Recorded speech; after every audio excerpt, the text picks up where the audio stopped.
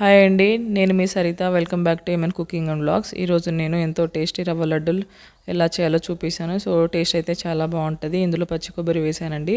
Taste చాలా బాగా వచ్చింది. దానికోసం ముందుగా అయితే ఒక 2 కప్స్ వరకు అయితే రవ్వ తీసుకున్నాను. ఇది వచ్చేసి బొంబాయి రవ్వ అండి. ఇది 2 కప్స్ తీసుకున్నాను. ఇప్పుడు ఇందులోకి 1 కప్ వరకు షుగర్ పౌడర్ వచ్చేసి అందులో అది మిక్సీ చేసేటప్పుడు అందులో ఒక 3 ఇలాచీ వేసాను.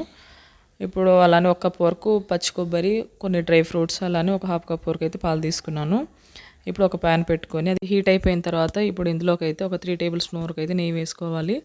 ఇలా వేసుకున్న తర్వాత నెయ్యి కూడా హీట్ అయిన తర్వాత ఇప్పుడు ఇందులోకి మనం డ్రై ఫ్రూట్స్ వేసుకొని వేయించుకోవాలి. సిమ్లో పెట్టుకొని వేయించుకోవాలి. మనం ఇలా ముక్కలుగా చేసుకొని వేయించుకుంటే ఏంటంటే మనకు ఉండలు చేసేటప్పుడు కూడా అవి చుట్టుకోవడానికి ఈజీ అవుతుంది. అలానే మనకు తినేటప్పుడు నోటికి తగులుతూ ఉంటే బాగుంటుంది. కాబట్టి అందుకని నేనైతే ముక్కలు చేసుకున్నాను. ఒకవేళ మీకు వద్దనుకుంటే అలా ఫుల్గా జీడిపప్పు అయితే వేసుకోవచ్చు. సో ఇలా ఇప్పుడు వేగిన తర్వాత ఇలా తీసేసి అదే నెయ్యిలో అయితే మనం రవ్వ వేసుకోవాలి. ఇది వచ్చేసి బొంబాయి రవ్వ అండి, సుజీ రవ్వ అంటారు కదా అది. ఇప్పుడు బొంబాయి రవ్వ వేసుకుని ఇది వచ్చేసి లో ఫ్లేమ్లో పెట్టుకొని ఒక 10 to 15 మినిట్స్ వరకు అయితే వేయించుకోవాలి. మధ్య మధ్యలో కలుపుకుంటూ మాత్రం ఇలా వేయించుకోవాలి. కలుపుతూనే ఉండాలి, లేకపోతే మాడిపోతుంది.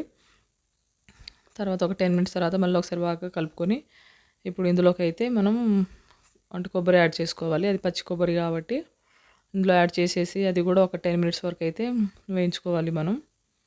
అప్పుడే మనకు టేస్ట్ కానీ ఫ్లేవర్ కానీ చాలా బాగుంటుంది. అలానే పచ్చి వాసన కూడా అంటే ఏం లేకుండా టేస్ట్ అనేది బాగుంటుంది. ఇది కూడా మనం మధ్య మధ్యలో కలుపుతూనే ఉండాలి. ఎంత సిమ్లో పెట్టుకున్నా కింద అంటే ఎక్కువసేపు దాకా అంటే కలపకుండా ఉంటే మాడిపోతుంది. కాబట్టి ఇలా కలుపుకుంటేనే తర్వాత ఇందులోకి మాత్రం మనం షుగర్ పౌడర్ వేసుకోవాలి. నేను ఇలాచీ వచ్చేసి ఇందులో వేసానండి, కాబట్టి నేను ఇలాచీ పౌడర్ సపరేట్గా ఏం వేసుకోవట్లేదు. మీరు ఇందులో ఇలా వేసుకొని మిక్సీ చేయకపోతే మాత్రం అది మీకు సపరేట్ ఉంటే సపరేట్గా వేసుకోవచ్చు.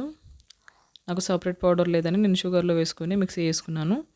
ఇప్పుడు ఆ పౌడర్ ఇందులో వేసాను కదా, ఇది కూడా ఒక 2-3 మినిట్స్ వరకు అలా షుగర్ మొత్తం వేసేసి ఆ రవ్వలో కలిసేదాకా అయితే కలుపుకోవాలి. తర్వాత ఇందులోకి డ్రై ఫ్రూట్స్ వేసుకుని కూడా కలుపుకొని ఇప్పుడు కొంచెం కొంచెం పాలు పోసుకోవాలి. ఒకటేసారి మొత్తం పోయకూడదు. ఇలా కొంచెం కొంచెం పాలు పోసుకుంటా ఇది మొత్తం కలిసేలాగా అయితే కలుపుకోవాలి. ఇలా బాగా కలుపుకోవాలి. మొత్తం రవ్వ అనేది ఇందులో మొత్తం కలిసిపోవాలి. ఆ విధంగా అయితే కలుపుకోవాలి. ఇలా చేసుకుంటే మనకు ఫ్లేవరు టేస్ట్ చాలా బాగుంటాయి. పచ్చి కొబ్బరి ప్లేస్లో మీరు ఎండు కొబ్బరి వేసుకొని కూడా చేసుకోవచ్చు. అలా చేసుకున్నా కూడా టేస్ట్ అయితే చాలా బాగుంటుంది. ఇప్పుడు స్టవ్ ఆఫ్ చేసేసి ఇప్పుడు కింద పెట్టుకొని ఇది కాస్త చల్లగా అవ్వనివ్వాలి. ఇది బాగా కలుపుకుంటూ గరిటెతో అయితే ఇలా కలుపుకుంటూ మాత్రం కొంచెం చల్లగా అవ్వాలి. చల్లగా చేసుకోవాలి. ఇలా చల్లగా చేసుకున్న తర్వాత ఇప్పుడు వేడి వేడి మీదగా ఉండలు చుడితే మనకు చేయి కాలుతుంది. కాబట్టి ఇది కాస్త చల్లగా అయిపోయిన తర్వాతనే చేతికి కాస్త నెయ్యి అప్లై చేసుకొని ఉండలు చేసుకోవాలి.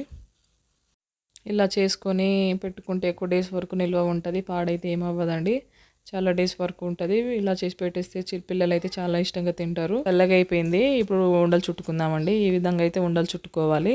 ఇదే ప్రాసెస్లో అన్నీ చుట్టుకోవాలి. మనకు చల్లగా అయిపోయిన తర్వాత ఉండలు చుట్టుకుంటేనే చేయి కాలదు, అలానే చుట్టుకోవడం కూడా ఈజీ అయిపోతుంది. ఇలా ఇదే ప్రాసెస్లో అయితే అన్నీ ఉండలు చుట్టుకోవాలి అండి. నేను తీసుకున్న రవ్వకైతే నాకు ఒక 14 వరకు అయితే రవ్వ లడ్డూలు అయినాయి. మీరు కావాలంటే ఎక్కువ క్వాంటిటీ చేసుకొని అన్నీ షుగర్ కానీ కొబ్బరి కానీ ఎక్కువ వేసుకుంటే అయిపోతుంది. వీడియో కనుక నచ్చితే లైక్ చేయండి, షేర్ చేయండి, సబ్స్క్రైబ్ చేసుకోండి. Thanks for watching.